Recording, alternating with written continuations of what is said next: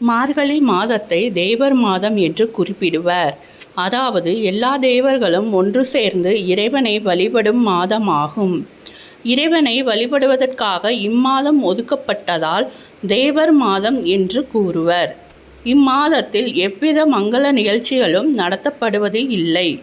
மாதங்களில் நான் மார்கழியாக இருக்கிறேன் என்று கிருஷ்ணர் கீதையில் கூறியுள்ளதால் இது இறைவனுக்கு மிகவும் உகந்த மாதமாகும். வருடம் முழுவதும் நம்மால் கோயிலுக்கு செல்ல முடியவில்லை என்றால் மார்கழியில் செல்லும் பொழுது முழு பலனும் கிடைக்கும் என்பது நம்பிக்கை.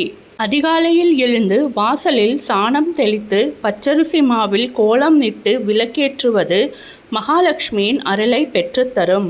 திருப்பாவை நாமம் காலையில் நாம் பெருமாள் கோவிலில் படித்தால் பெருமாளின் முழு அருளும் கிடைக்கும். ஒவ்வொரு மாதத்திற்கும் ஒரு சிறப்பு உண்டு. தேவர்கள் அனைவரும் வழிபடுவதால் நாம் அதிக நேரம் தூங்கக்கூடாது.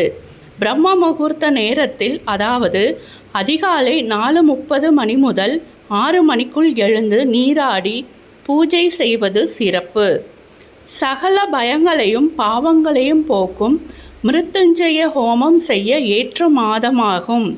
இந்த மாதத்தில் சூரியன் தனுசு ராசியில் பிரவேசிப்பதால் இது தனுர் மாதம் என்றும் அழைக்கப்படுகிறது. மார்கழி மாதத்தில் விநாயகர் வழிபாடு மிகவும் சிறந்தது. எல்லா தடைகளையும் நம் கஷ்டங்களையும் தீர்த்து தருவார்.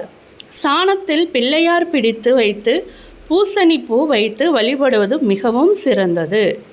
இந்த காலத்தில் பலரும் இதுபோல் செய்வது இல்லை. சில பேர் இதுபோல் வழிபாட்டு முறைகளை மறந்துவிட்டனர். மார்கழி மாதத்தின் சிறப்பினை நம் குழந்தைகளுக்கு நாம் சொல்லிக் கொடுக்க வேண்டும். பொதுவாக இந்த மாதத்தில் எந்த ஒரு மங்கள நிகழ்ச்சிகளையும் செய்ய மாட்டார்கள். ஏனெனில் இது முழுக்க முழுக்க இறை வழிபாட்டிற்கான மாதமாகும். மார்கழி மாதத்தில் விஷ்ணுவுக்கு விரதம் இருந்து திருப்பாவை பாடல் பாடி வழிபாடு செய்வதால் செல்வ வளம் பெருகும், நம் கஷ்டங்கள் தீரும். மார்கழி மாதத்தில் நிலம் மற்றும் வீடு பத்திரப்பதிவு செய்யலாம். மார்கழி மாதத்தில் நாம் செய்யக்கூடாதவை: 1.